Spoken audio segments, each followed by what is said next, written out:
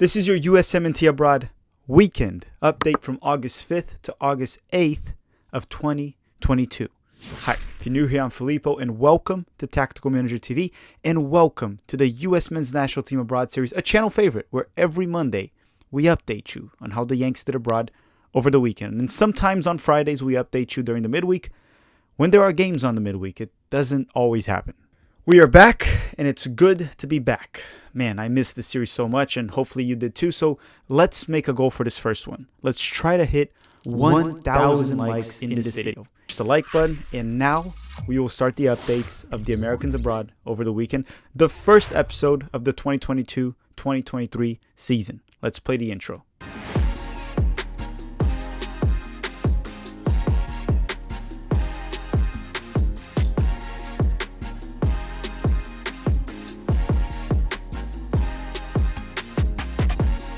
Okay, so as always, we start with the main players, then we go by position. So obviously, player number one is Christian Pulisic from Chelsea. On Saturday, Pulisic started off on the bench and came in at the 65th minute for Melatonin FC during their 1-0 win over Everton. Wait, sorry.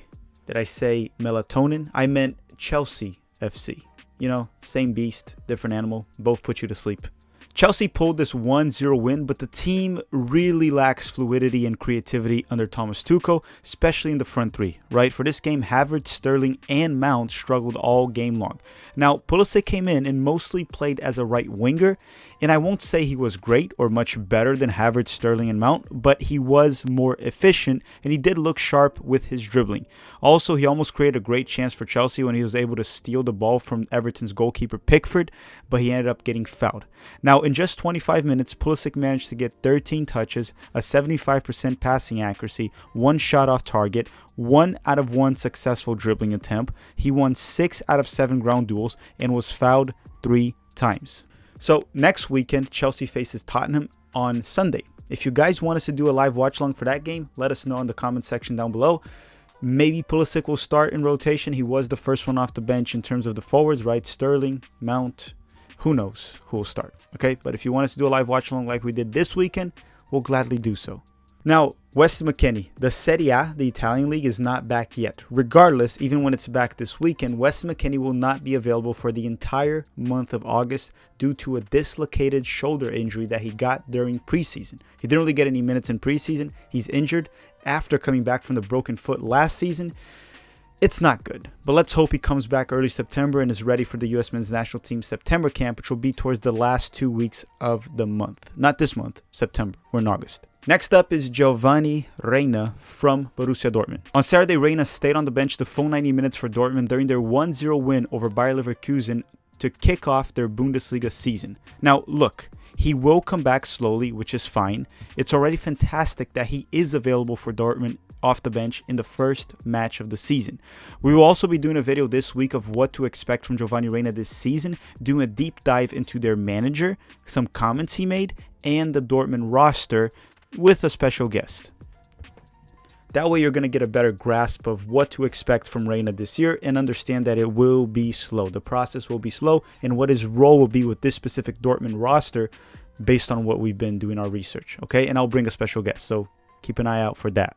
Next up is Serginho Dest from Barcelona. And listen, La Liga also did not return this weekend, so all Barcelona had was a friendly with Pumas on Sunday. And you know, Pumas is the team that Dani Alves went to in Liga MX, and the game was played in Spain. But listen to this.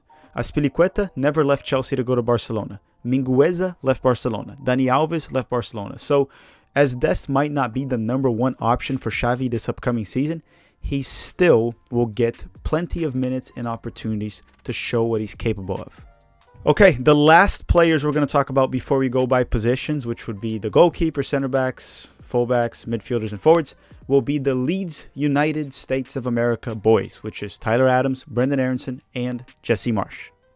On Saturday, Brenden Aronson and Tyler Adams started for Leeds United during their 2-1 win over Wolves. Now, Tyler Adams played the full 90 minutes, while Brenden Aronson was subbed off at the 85th minute.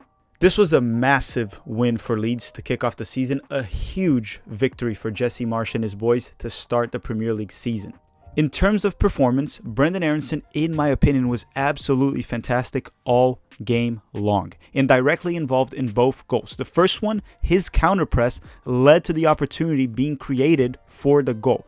The second goal, it was an own goal off a cross from Bamford, but I'm going to give it to Brendan anyway. If you go watch the replay, it sort of was his goal also, and he even celebrated as if it was his. I'm giving this one to Brendan. Also, big props to Tyler Adams as he did start the play that ended up with Leeds scoring their second goal. However, for the first half, I didn't think Tyler was very good. I think he overcommitted to a few tackles way too many times, got beat, and wasn't very effective on the ball. But in the second half, Tyler Adams was the complete opposite. I thought he was absolutely fantastic in the second half and one of the best players in the field. Overall, I thought it was a good Premier League debut from Tyler Adams and an absolutely fantastic debut from Brenden Aaronson, and probably just amazing for Leeds United. I mean, they got 3 points. That's a 10 out of 10. And honestly, Brenden Aaronson really surprised me. And many people here on the channel know I was a little bit skeptical of this move and I thought he would take a while to transition into the Premier League. But boy, was I wrong. And man, am I happy that I was wrong about that, because Brendan looked like he belonged to the league right away. For this match, Brenden Aaronson had 39 touches, 71% passing accuracy, 1 shot blocked, won 4 out of 11 ground duels and was fouled twice, while Tyler Adams had 47 touches, 84% passing accuracy, 1 key pass, won 3 out of 8 ground duels and had 2 clearances. And oh, look at these ratings. They really do not do justice to the actual performance. I mean, look, a 6 rating almost for Brenden Aaronson.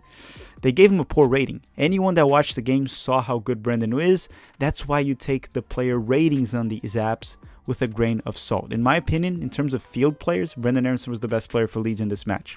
And now we're going to go to the goalkeepers because we're going to do it by position. And hopefully by now you already smashed the like button. We have 1,000 likes for this video. On Saturday, Zack Stefan started and went the full 90 minutes for Middlesbrough during their 3-2 loss to QPR in the English Championship. Now, look, allowing 3 goals is not the problem. Even world-class goalkeepers do. It happens.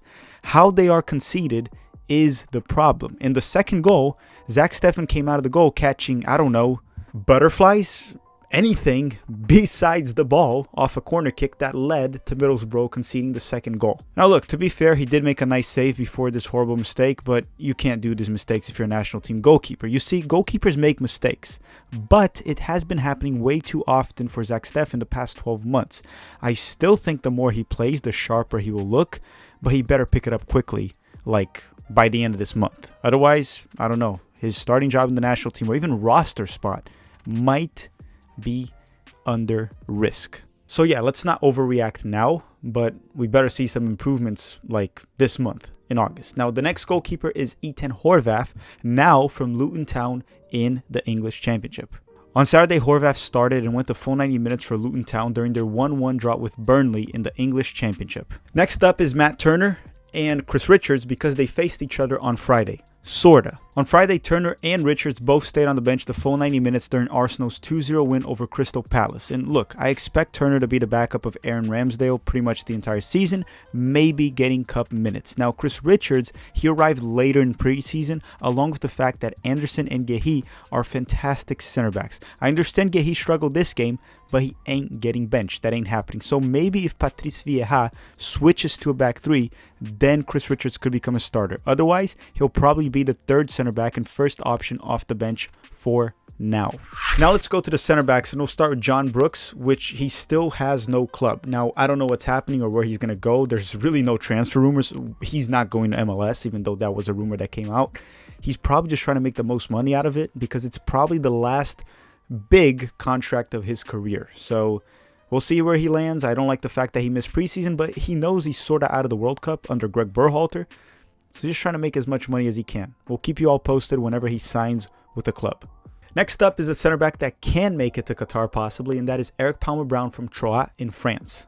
On Sunday, Palmer-Brown started and played 89 minutes as a central center back in the back 3 for Troyes during their 3-2 loss to Montpellier in Ligue 1. He was subbed off towards the last minute for a striker as they were trying to get a draw late in the game. For this match, Eric Palmer-Brown had 3 clearances, 1 blocked shot, won 1 out of 1 aerial duel, and 1 out of 1 ground duel, along with only 25 touches. So I did not watch this match, but based on the stats, it sort of seems like he was not very busy on the ball and off the ball. So I don't know what to say about this man. Next up is Mark Mckenzie from Genk in Belgium, and he stayed on the bench the full 90 minutes once again. New season, new year, whatever it is, he continues to be a backup for Genk in Belgium. I might stop reporting on him until he gets actual minutes. Next up is Cameron Carter-Vickers from Celtic in Scotland. On Saturday, CCV started and went the full 90 minutes for Celtic during their 3-1 win over Ross County. Next up is Justin Che, and he didn't even make the bench for the senior team of Hoffenheim in Bundesliga, and it probably will be like that for most of the season. The next player is Owen Atasawi from Club Brugge, a player that last season we sort of thought he retired from soccer and went into modeling, but he is back. So it's the return of those who never left once again. Owen Atasawi from Club Brugge. On Friday, Atasawi started and played 68 minutes for Club Brugge during their 1-1 draw with Zoete in the Belgium League. Now, the bad news is Atasawi did leave with a slight injury. We don't know how severe it is at the time of this recording. We'll keep you guys posted next week. The good news is the goal they allowed this match was literally 1 minute after Owen Atasawi left the field. So he did play as a left center back in the back three. And another good news is he did play well in a high line. He showed he can play a high line. Now, another good update right here is he started, which is pretty good considering last season he barely played, if he played at all, and he did embrace the center back role. Now, the bad, well, where do I start? The bad is his performance for the first half, not trying to be harsh here or anything. It was horrible.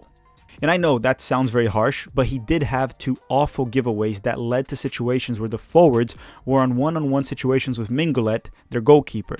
But the goalkeeper bailed out Owen Atasawi. So, you know, they could have allowed 2 goals in the first half, and it could have been all on Owen. However, in the second half, he bounced back and had good minutes until he was subbed off. So overall, not a good performance, but very encouraging considering he bounced back in the second half. Now, for this match, Owen had 2 clearances, 2 interceptions, 4 tackles, 1 error that led to a shot. It was actually 2, if I'm not mistaken, but SofaScore could be wrong. Won 4 out of 6 ground duels, 1 out of 1 aerial duel with 57 touches and an 88% passing accuracy.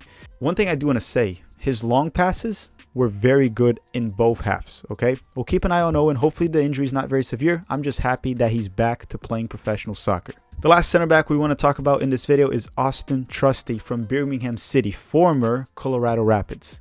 On Friday, Austin Trustee started and went the full 90 minutes for Birmingham City during their 2-1 win over Huddersfield. Now, for the same game, Dwayne Holmes played for Huddersfield and he started off the bench and came in at the 76th minute.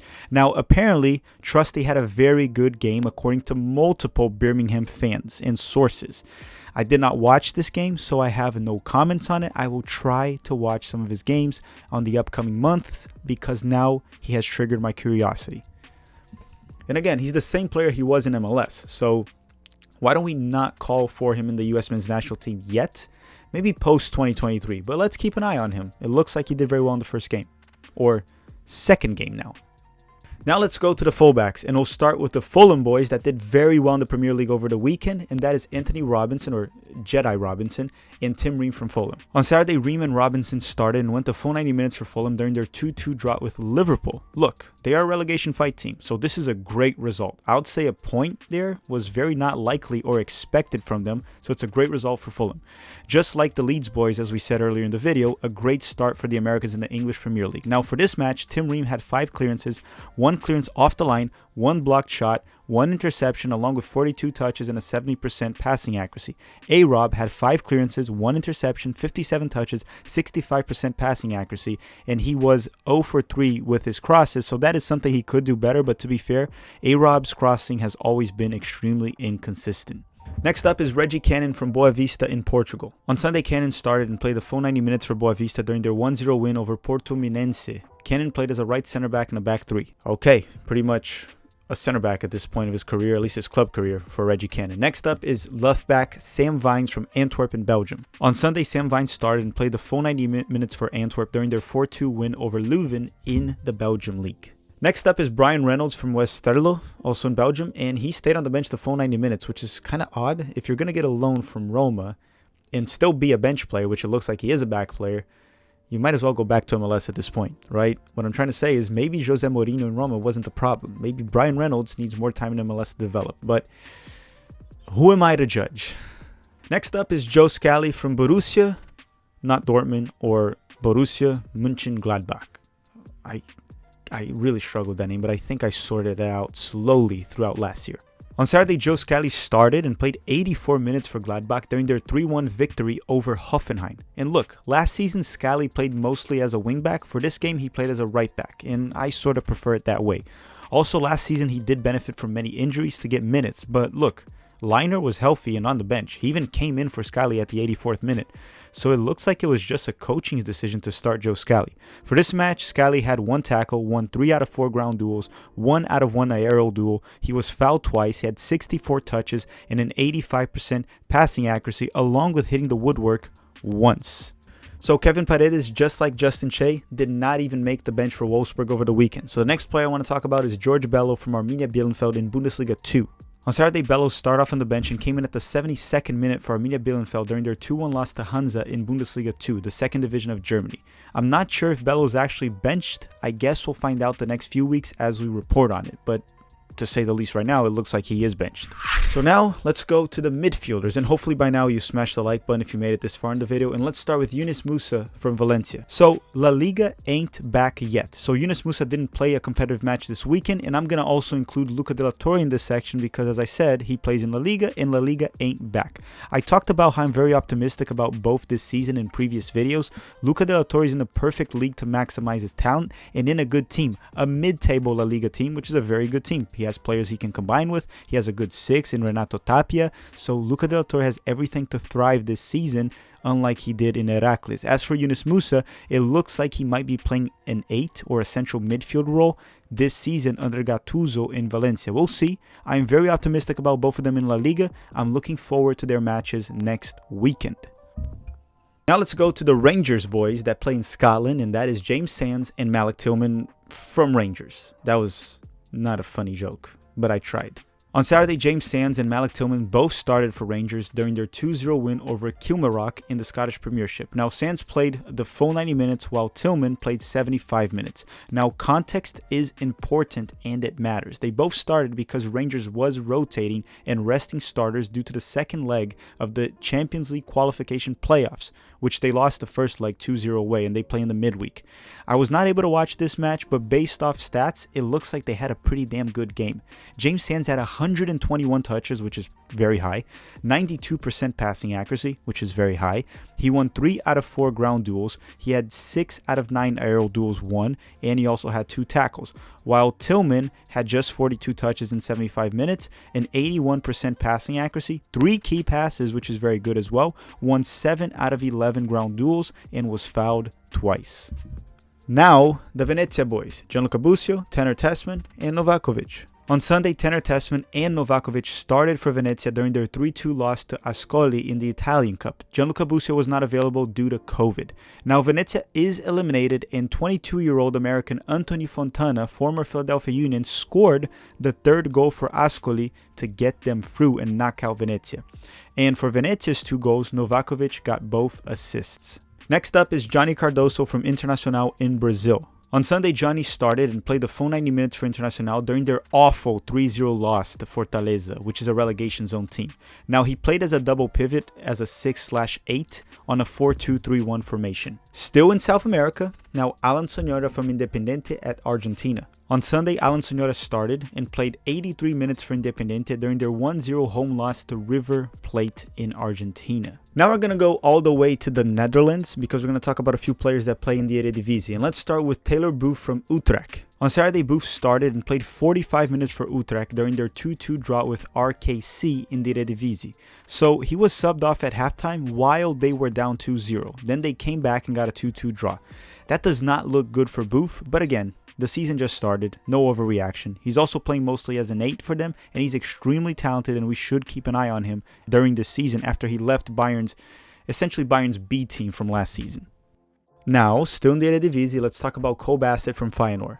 On Sunday, Cole Bassett started off on the bench and came in at the 84th minute for Feyenoord during their 5-2 win over Vitesse in the Eredivisie.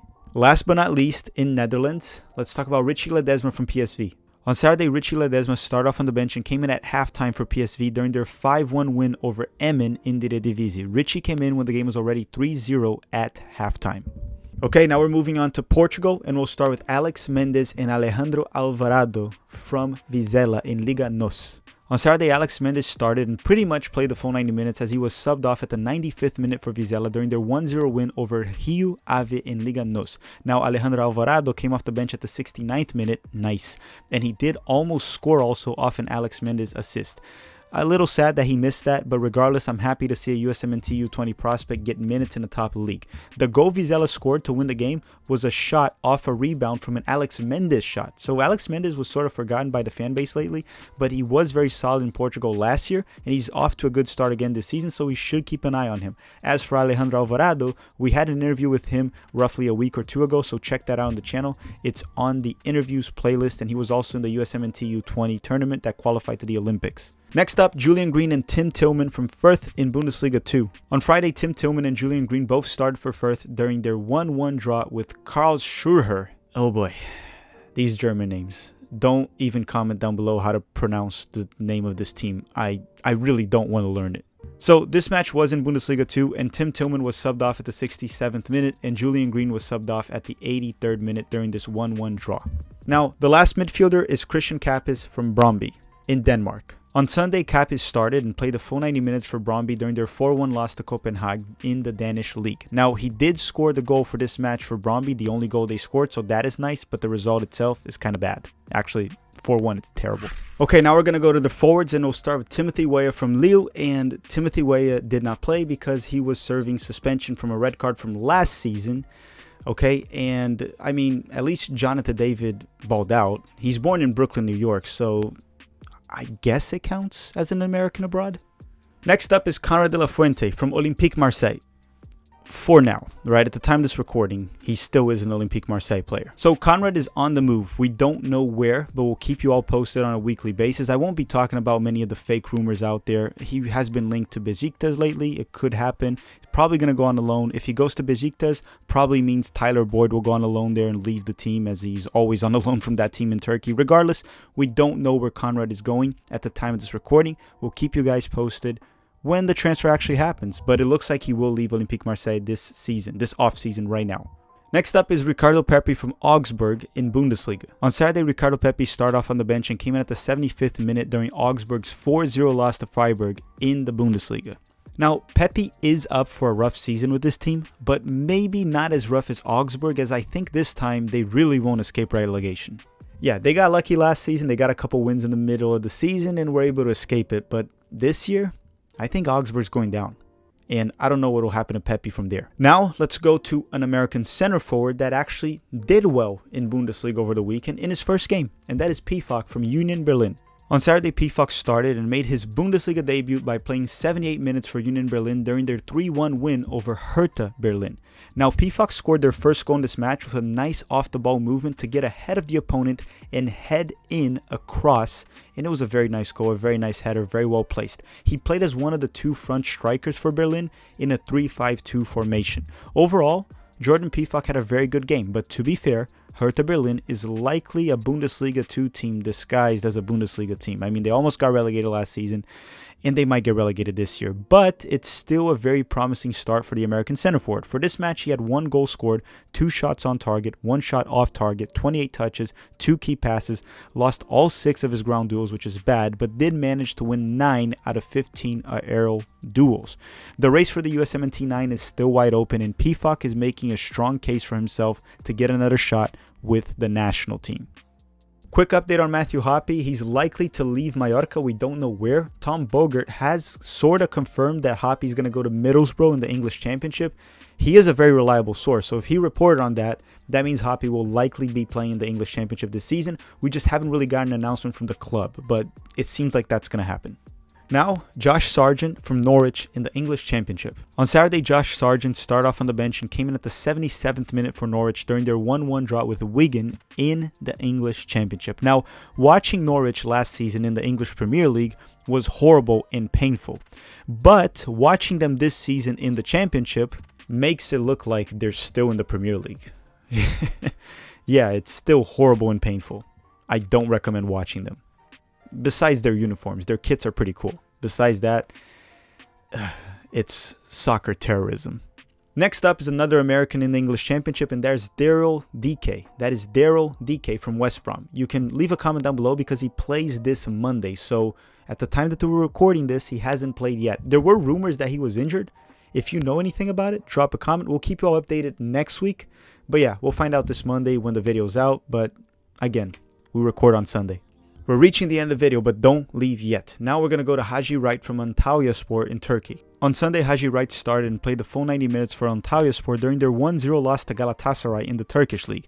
Now, he did draw a PK that Luis Adriano from his team did not convert during the first half when the game was still 0-0. So I thought that was important to mention because that could have, been decisive. And Luis Adriano is a former Palmeiras player, and he has pissed me off a lot when he played for Palmeiras, and it looks like he's doing the same to the Antalyaspor fans in Turkey. So, thoughts and prayers right there. Next up is Flooding Balogun. And also Flooding Balogun, by the way, he's now playing in France for Hans, right? I think I pronounced that right, on a loan from Arsenal. On Saturday, Balogun started off on the bench and came in at the 64th minute for Hans during their 4-1 loss to Olympique Marseille. Balogun did score at the 84th minute off a nice, well-placed header. So a good start for the American in France, or English-American. Hopefully he gets a start next game. Next up is Tyler Boyd from Besiktas in Turkey. On Saturday, Tyler Boyd stayed on the bench the full 90 minutes for Besiktas during their 1-0 win over Kayserispor in the Turkish league. We'll see if he stays with Besiktas this season. They're loaning him out every year. That might happen once again.